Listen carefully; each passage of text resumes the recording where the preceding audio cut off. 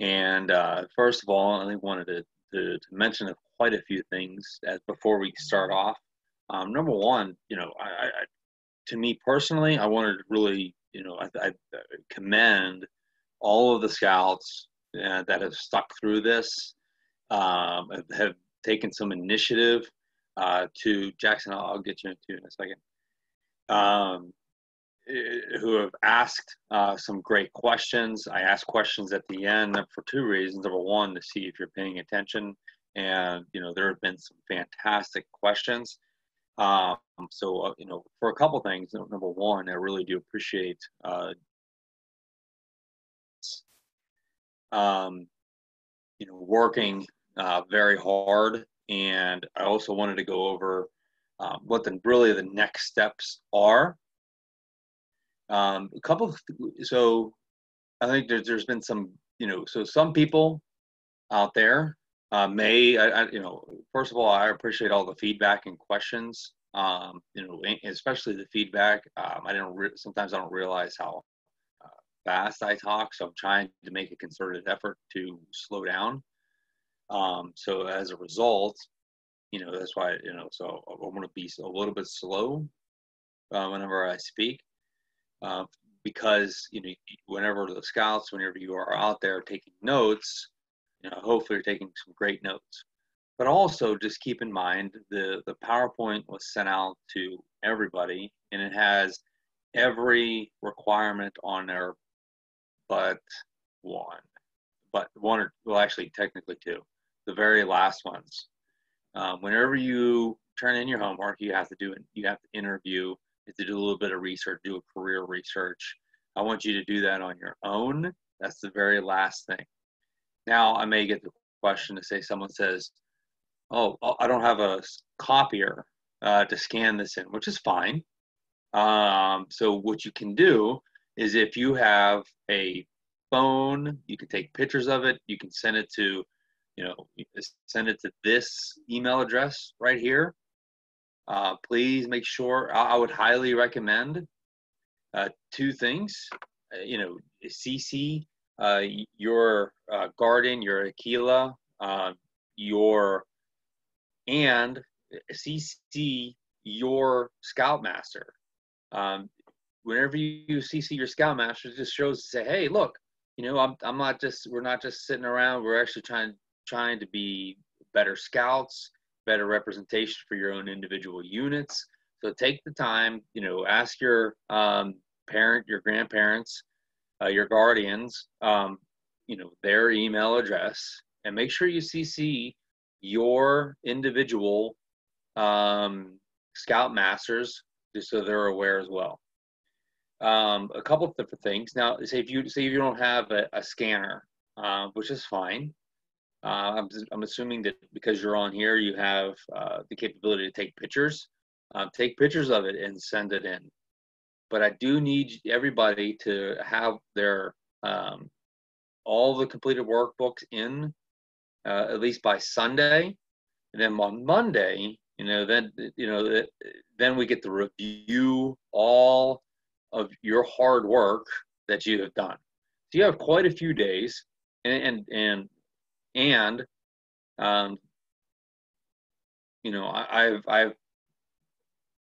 there are quite a few things that you can do on homework, in case you miss anything. Plus, as an easy aid, I've also included the PowerPoint. You have your workbooks. There's plenty of opportunities for you to get that.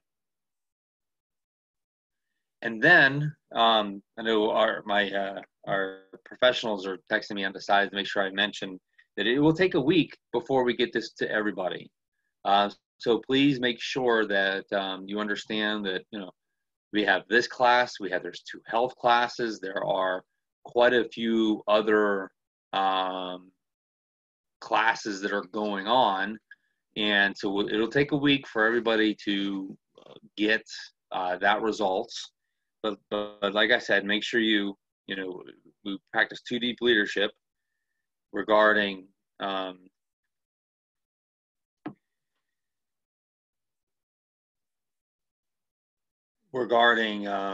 even electronic communication. So CC your Scoutmaster. I'm sure your Scoutmaster is going to be very proud that you're taking some initiative, you're getting some stuff done, you're actually getting some hopefully some good benefit out of this. Like I said, this is one of the rarer merit badges, so it's encouraging to see so many people. Right now we're at 313. So if you imagine 313 people signed in, that does not include if you have a brother or if you have a sister, and you do not, everybody paid together, so you have one computer, everybody's sitting around the same computer, like Charlie and Brayson right there. So that's the next thing I want everybody to do is we do have some great professionals looking at who's signed in. So go to the page to the right over here. If everybody sees, I don't know if you see my stuff, right click it and change your name, first name, last name. That way you can get credit for the class. And I'm sure you're working very hard, but make sure that you right click it and you change your name. So I'm going to repeat that. Change your name. So to include, like I'll give you an example. My two kids are taking this class as well, and I have to have their names in here separately. I know a couple other scouts in the local North Carolina area. They're brothers and they're taking the class, but you make sure that they're signed in separately. And then just so everybody knows, Mike sent an email to everyone to reminding them about the meeting a couple of minutes ago. So everybody should have everything. So I wanted to first go over some of those, the admin side of it and how you're going to get credit. It's going to, like I said, I'm going to repeat this. It's going to take a week for the council to review all of your hard work. It's going to, then they'll email you back for the email that you registered under for this class. And then you're going to,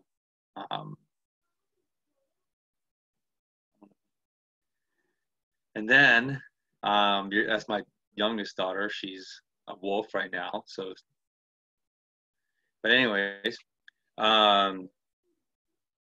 please note that, it'll take a little bit of time to go through all of this. Plus they have the health that they have to go through. Plus they have, I think it was the other merit badge that they're offering. And the best part about it, I would like to shout out to the professionals as well, because they've already opened up week 6 and week 7. I looked this morning, and there's some great merit badges you can take and work on as we're all suffering through this quarantine, staying at home together. And I think that gets open tonight at like 7 p.m. Eastern Standard Time. So, if you have the desire to work harder and get some more merit badges, there's plenty of merit badges that are out there. I'm only doing the American business, but there's quite a few other ones that are out there, which I'm kind of impressed that the folks at the council have been able to work on.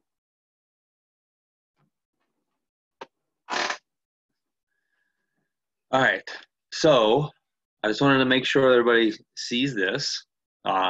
Email your merit badge workbooks to this site. If you don't have a camera, like I said, if you do not have a scanner, copier, take pictures of it. Email it. I don't care if it's printed or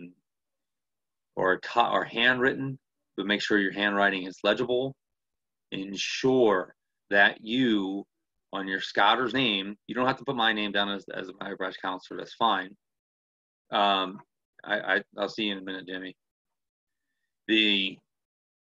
Ensure that you put your name in the email, which one is obviously where it's going to, and your name on that sheet. So just in case somebody prints it out, we don't lose it. On each page, you're going to have a different different workbook, a different sheet with your name on it. So please ensure that your name is on everything, because I don't want your hard work to say, "Well, wait a minute, I haven't seen anything yet." So, like I said, give it a week, at least a week, before we can get those digitally signed merit badges back to you. You do not have to actually look me up on Scoutbook, as well as the merit badge counselor. So you do not have to do that. It'll be signed and sent back to you. And then, for those scouts that have, if you need to see the blue card, please send that in a separate email to this address. Okay. So I'm going to get to the questions here after, like I did yesterday. When we get to the questions like I did yesterday, after I go through this, today on day 4, right now I'm going to go over 4A and 4C. And then we're going to talk about what I want you to do. Now, you may not have the opportunity to go out and interview somebody at the end, but there's somebody at your house that you can talk to. No worries. Sorry for raising your hands. So we'll go back down to 4C, 4A, and through C, Department of Labor laws, and all this other stuff. If you had additional questions, this one I should be relatively quick. Today, I should be relatively quicker today. So needless to say, I'm going to leave more of an opportunity towards the end to address questions. So it should be a little bit easier. So we left off yesterday talking about the differences. I'm going to shut this door. We talked yesterday about the differences between online and brick and mortar stores. I hope that there was a lot more scouts that are maybe out there that decide, to make sure that you visit your local establishments, because your small business is really what drives the economy in not just the United States but the world. More people are employed by small businesses than they are of the larger companies. Okay, so I encourage you to be smart, and if you can, support the local businesses that have been adversely impacted by this disease.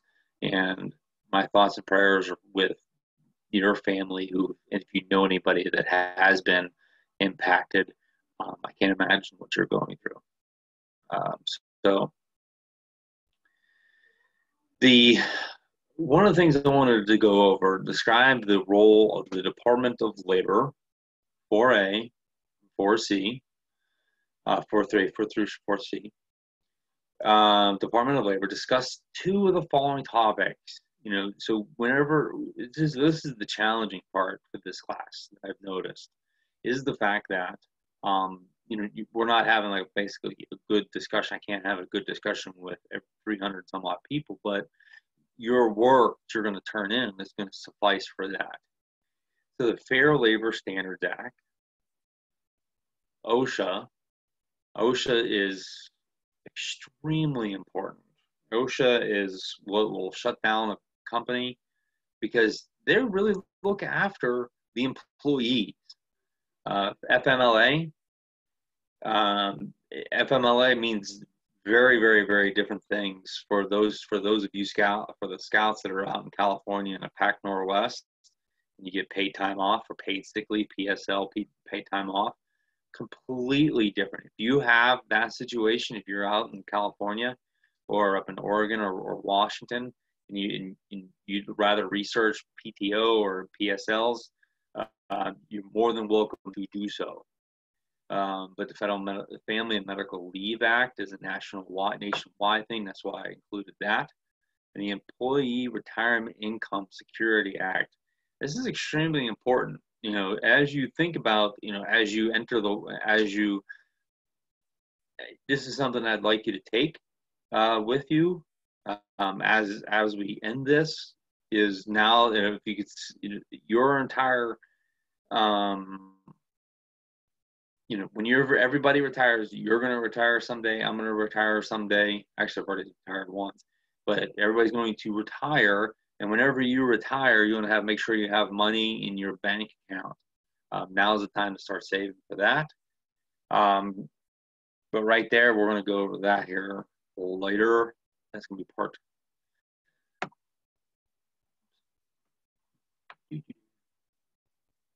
Fair Labor Standards Act. Now, you see a lot of this in the news today. Fair Labor Standards Act of 1938. It just so everybody was aware that USC code, that's what that little squiggly line is. I don't know if you see my mouse or not, but that's a USC code 203. That is basically a law that we all have to follow. It is a United States labor law that creates the right to a minimum wage and time and a half, overtime pay when people are working over 40 hours a week. Also, some states have, if you work more than 8 hours a day, you can receive overtime pay. Overtime pay is fantastic. It's a time and a half. So imagine you're getting paid $10 an hour. And so instead of $10 an hour after 8 hours, it's $15 an hour. Okay, so that now you can see where working more than 40 hours a week, or greater than 8 hours in most states. And I go back to the union thing earlier. Some unions have negotiated as part of their package, which goes above and beyond this, is say on Sundays you get double time, holidays you get double time. So there's a possibility that your labor unions, remember why we talked about how the importance of labor unions is as a collective bargaining tool to use for all of your all of the employees to collectively bargain with the company, the organization. So that's important because a bigger, stronger voice may be more readily heard than one squeaky wheel. Also, is impressive, is important as we're talking to a bunch of scouts, is it also prohibits employment of minors in oppressive child labor. Back when I was growing up, you'd hear stories. I grew up in Pennsylvania, and you'd hear stories of young kids working in the coal mines. And that's what they did. That's what a lot of kids used to do. Because why? Because they were a lot smaller. They can get into the coal mines a whole lot easier. So that's that has gone away when the Fair Labor Act of 1938 occurred. Whether it be in the coal mines or in a factory, there are regulations. I'm not saying that younger people who are under the age of 18 cannot work. You just have to follow the laws of your local community on how many hours you can work per week. So that's really made the quality of, and that's one thing that's important about this, it improved the quality of life, not just for older individuals, but for children as well.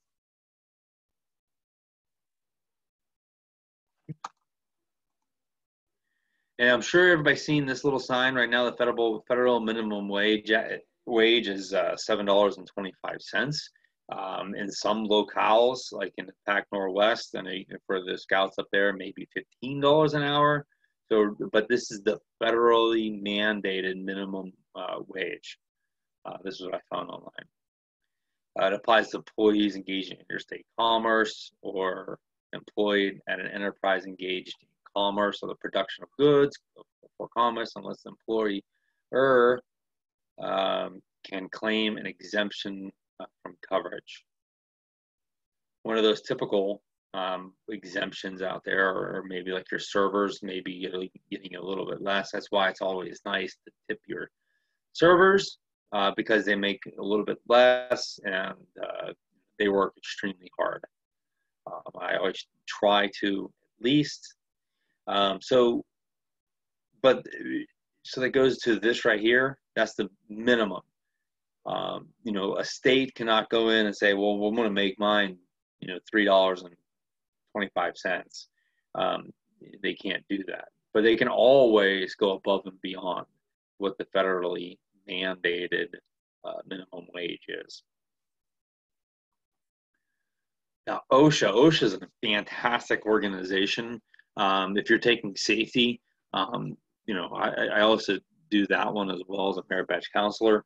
But safety, I think, is one of the most important things. Why? Because if you practice good safety things, you don't need to work on your first aid merit badge. You can, which is important as well. But if you practice good safety, guess what? You're less likely to get hurt. But you still need the government sometimes to help regulate what companies do. So this was enacted in 1970, the labor law governing the federal law of occupational health and safety of the private sector. So what are some of the things that they do? You know, they will make sure that, that the factory that you're working in, I'm just using a factory because that's where I work, is the audible reading is less than 84 decibels, so you don't lose your hearing. Making sure that they have proper guarding so that you don't lose your fingers, or making sure that the companies comply with proper steel toe requirements so you don't drop anything on your feet, or electrical safety where you don't have you're not getting shocked and killed at work, because nobody wants to go to work and leave injured, because that's going to be a life-changing event. Nobody wants to see that happen to your family. I don't want to see it to people that worked for me or that I've worked for. Nobody wants to see anybody get hurt, because as you're doing something, nothing is worth you getting injured, or nothing is worth you getting hurt over. This is just as a note, OSHA, it covers all civilian entities. The military has their own, just so you're aware. Family and Medical Leave Act, FMLA. So this is a fantastic law, as well as more and more people enter the workforce. You have the capability of, in case something happens, you can take your you can take medical leave and make sure that you get your job back. In case you do get hurt. It's a labor law requiring covered employees to provide employers to provide employees with job protected and unpaid leave for unqualified medical and family reasons. Okay. One of the things that just happened in a not too distant future is if they mandated how long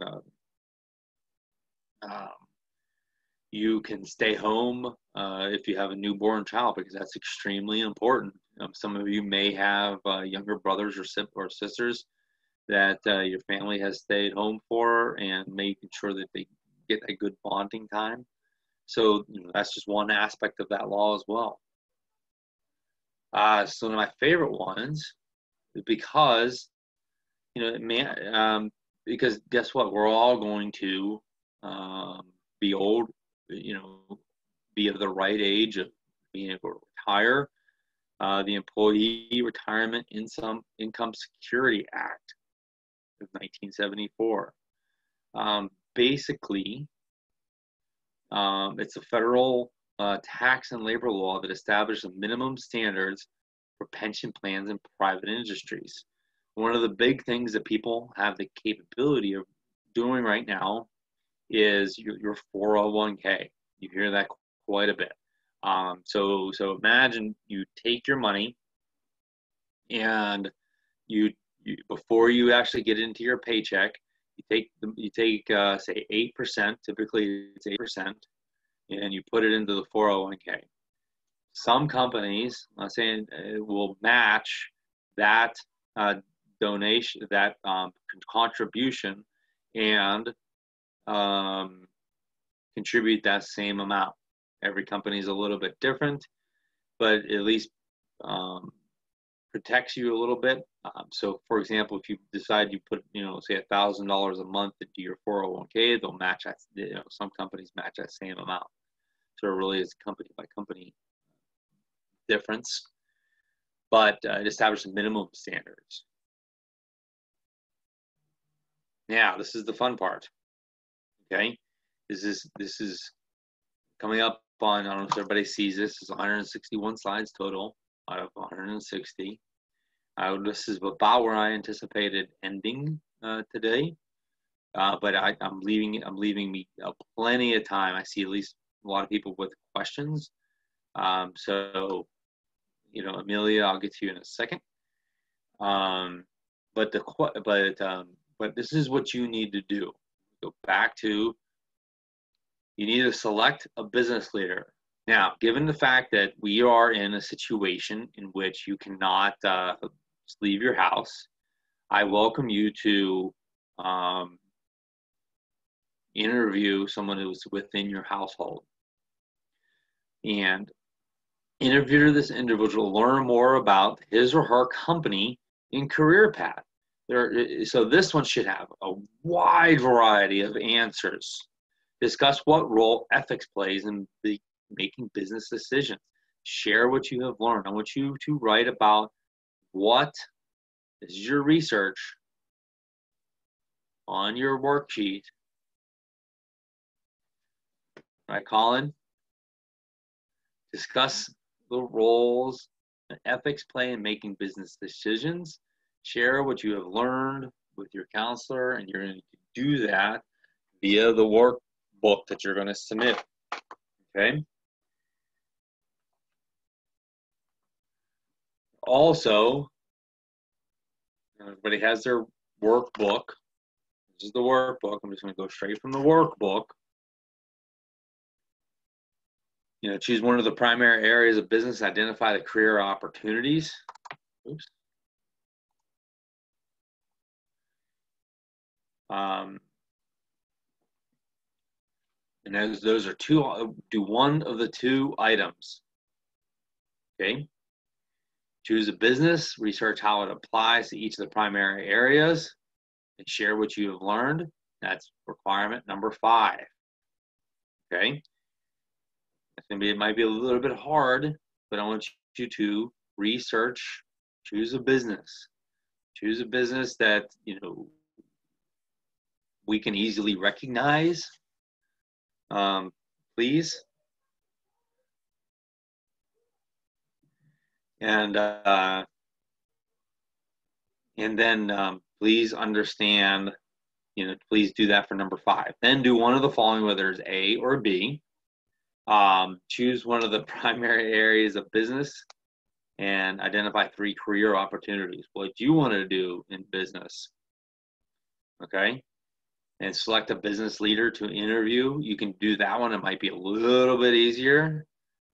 And select a business, interview that person, and go forward from there. Put everything in your workbook, okay? Like I said, I'm going to go back up here.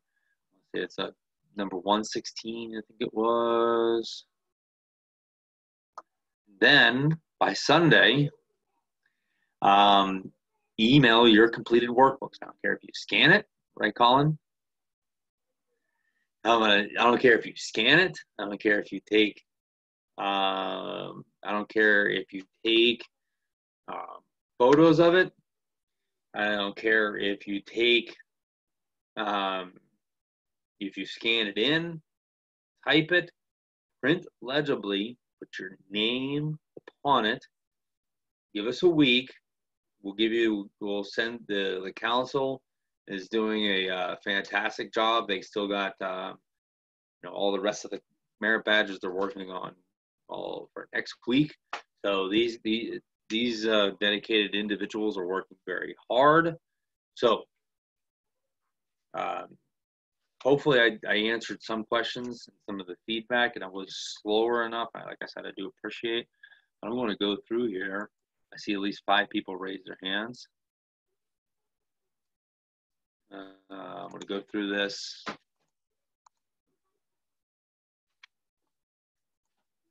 Musa. Hey, so I was wondering about requirement 5. So how would we do that? I don't really understand what we're supposed to do. That's a great question. And I'm sorry if I breezed over that real quick, but I want you to choose a business, research how it applies to the primary areas of business. Okay? So it's not very, I don't know if you see this or not, I don't see my screen. It's not very clear, but just pick a business, okay? And take a look at, how they make money and research, whether or not they're a brick and mortar, online only. That's an example. How, if they're a business that makes money, and they're managed, if you can do their management styles. It's a little bit difficult. I'm not gonna breeze over that, but that's something that I want you to do as well. Is research a business and then answer the question: do you think they're a good business, or do you think that business may go under? Does that answer your question?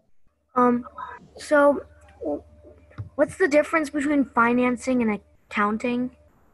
A great question. Accounting is where you're accounting receivables, and you basically track everything to make sure that on those spreadsheets I showed you earlier that you're accounting. Your finance is, how can I say this?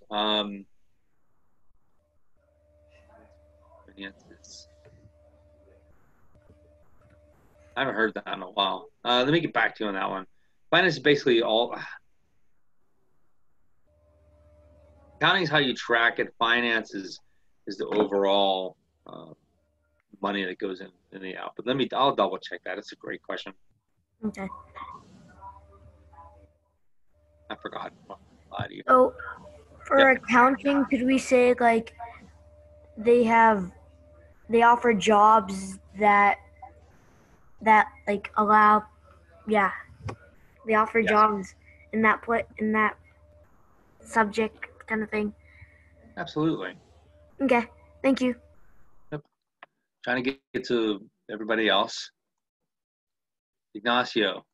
Oops. Lost you. Put your hand down. Start up here in the upper left. We'll go Abby. So my thing keeps glitching and it keeps saying that I'm not raising my hand, so I don't want it to look like I'm just not raising my hand and then raising my hand again. Oh, I appreciate you telling me that, because I was wondering why people are going 16, 17, 16, 17. Yeah. So my mom, she owns her own company. Could I do that as one of the companies for requirement 5? Absolutely. I think that'd be a great opportunity for you to understand what she does, and I think that'd be a great opportunity. I'm sure your mother would look forward to helping you explain what she does to you. I think that's fantastic. Okay, thank you. Yes, ma'am. Jackson. 1, I'm sorry, my hand is also glitching. Okay. And 2, for requirement 4, you only have to do 2, right? Of the. Yes. Okay. Yeah, just 2 of them. I wanted to go over all of them because I think they're all extremely important. But yes, you're absolutely right. According to this, It is just 2 of the following topics. Okay. A great And question. do you also mind going back to the U.S. Department of Labor page? Absolutely. Thank you. No worries. Everybody should have the PowerPoint as well. Sorry, it's a lot of slides here. It's fine. I just appreciate the opportunity to help. I'm really impressed that everybody's doing their initiative. Which page was it? Did you want to see this one? This one? U.S. Department of Labor.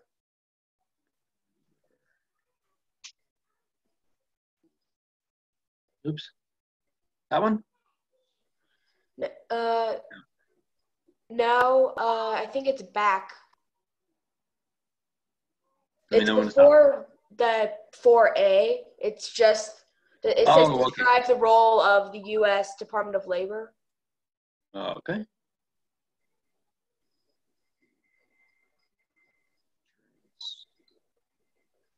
After life insurance, profit, green marketing, after all the brick and mortar.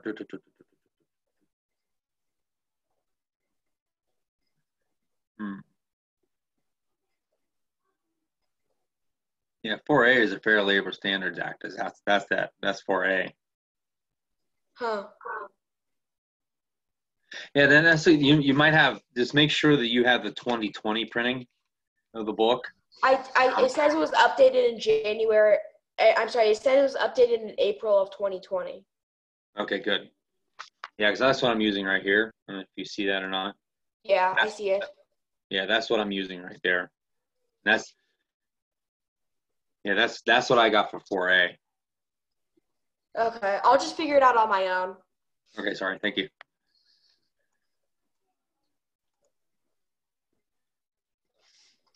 Patrick. Yes, thank you. So 1A, this is going all the way back. So it says that we're supposed to explain the 4 features of the free enterprise system. Mm-hmm. It also on the paper lists benefits